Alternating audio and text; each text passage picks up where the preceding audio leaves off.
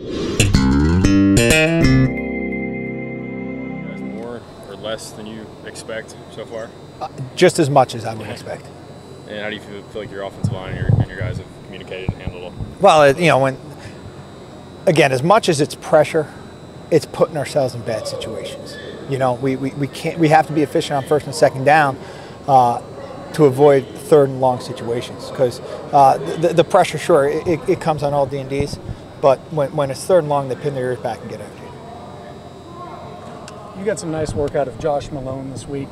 Does that give you confidence to go back to him even more now and to grow his role on the team? Well, I feel good about our receivers in general, whether it's Josh, whether it's Marquez, whether it's Jason, obviously Alton, the whole group. So as they make plays, they'll get the ball more. But, again, my play calling doesn't change a whole lot based on who's in there. But it was good to see Josh step up in certain situations. He continues to get better, and we'll get the ball more and more. How important is it to get Darrell Scott kind of up to speed and get him some carries to kind of help spell the load for Jalen?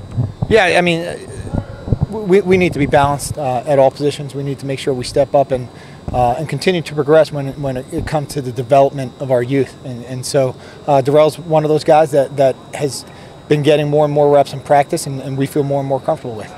With that being said, where does Marlon Lane fit into the picture still? I think he only had 5 carries versus Georgia. Yeah, again, Marlon's done a good job, and in the flow of the game, the guy that's most productive is probably going to get most of the carries. Mike, what is your confidence level? How has it changed with Jalen? It seems like you got a lot of touches on Georgia. What's your confidence level on him, and how much has it grown since the start of the season? Well, I've always had a lot of confidence in Jalen, as I do Marlon and Darrell and Devin, the whole crew. So, he's shown he continues to progress the way we anticipated he would. From day one when he came in here, we knew that he was very talented. It seems like you've gotten a little more creative every now and then with a new play each week. Is that partly because now you feel like you have a quarterback who has that confidence and that knowledge, and you have the playmakers around him to get a little more creative? Well, it's just a matter of the course of the season, whether it's building off of what we've done or maybe playing off of tendencies that I know we have. So that will continue to grow. Do you feel like, as an offensive coordinator, you get excited that you have these guys who you can get a little more creative with and stretch your play calling? Sure. Again, it's a luxury anytime you have the more weapons you have, the more possible ways you can get people the ball. So as guys continue to develop, like Josh Malone and Marquez and Jalen, et cetera, there will be more and more ways to feed them the ball. Like, you're a third of the way into it now, 4 games. Do a lot of these young guys look like not battle-hardened veterans yet, but some of that freshman stuff wearing off?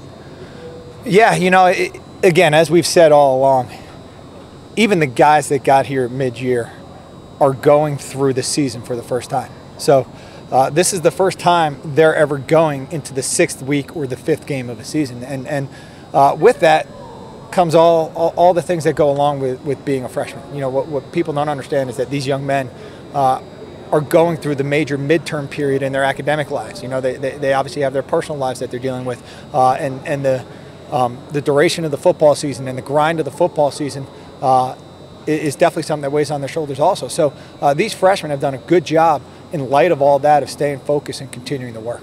When you go in your offensive meeting room with everybody now, just how different is it than a month ago even? Well, again, they're getting more and more comfortable with the system, and as much as anything, with the expectations of practice and of games. How much do you feel like you know this offense? You know what you've got, who can do what, and how much is still to be discovered? Well, the interesting thing, I feel like I'm confident I have a good grasp of our personnel. The exciting thing is they'll continue to get better and better and better because they're so young.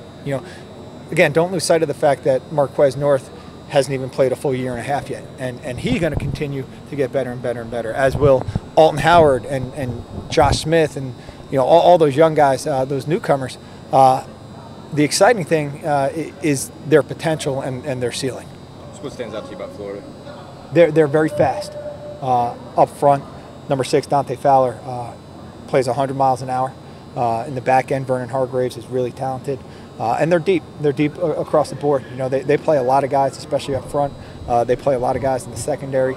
They too have a talented freshman class at the defensive back position with Quincy Wilson and Jalen Tabor. So, they're deep at all positions, and they have good team speed. You talked about Fowler. What do you see from him and really that entire Florida pass rush, and what kind of challenges they present? Yeah, he's athletic, he's fast, he's strong, he's the whole package.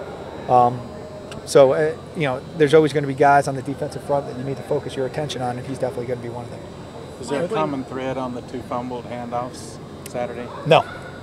What was the cause of each one? It looked like on the one coming out to Jalen, his hand hit the ball, and Marlon on the 3rd and 2, it looked like he didn't get have a big enough pocket to get his arm underneath it, and the ball was on his hip a little bit. Mike, whenever Nathan Peterman came in the game, one of the ESPN commentators made the comment and said he hadn't taken a snap all week in practice. Is that an accurate statement? Extremely inaccurate. Okay. Yes. Did he possibly mean he hadn't gone with the ones last week? Possibly. I would say, again, we do so much in the course of practice. Yeah, there's full team reps where we're working 11 on 11. And we will get anywhere from 22 to 32 reps in the course of a day. But there's so much that goes into drill work. He's gotten plenty of reps with various running backs, with various receivers, as it relates to timing and consistency there. How rare is it to have a guy like Jalen that's you talked about being comfortable from day one to take on that load that he's taken on, and how much of it is the maturity level that Butch talks about a lot with him? I'm sorry, what was the first part of the question? Or he's taken on, he's day one ready. How rare is that in college football today? To have I've said before that it's becoming more and more common because the product we're receiving from high school coaches and from the high school level is more and more polished. There's a ton of good coaches at the high school level who are really giving these guys a very strong foundation, both in the fundamentals and the complexity of the game. So guys are coming in more game ready and more able to compete. Can you talk about Jacob Gillum's attempt to come back from a play through an ACL tear? Yeah, he's a warrior and a tough guy, and he's done nothing but work his butt off, and he's getting better, and I wouldn't be surprised to see him in the near future. Mike, is Fowler number 6 one of those guys that Justin just has to know where he is every play because of how disruptive he is? Yeah, and as much as Justin, our protections know where he is in terms of where the slides are and where the helps are and things like that. So it starts with me as the play caller and goes to everybody across the board, particularly involved in protection. Protection-wise, did you see the group take a step from Oklahoma to Georgia? Again, I mentioned earlier, there's things we always need to clean up as it relates to technique and scheme and all that. But more than anything, it's a matter of not putting ourselves in bad situations that allow them the opportunity to pin their ears back and get after the quarterback.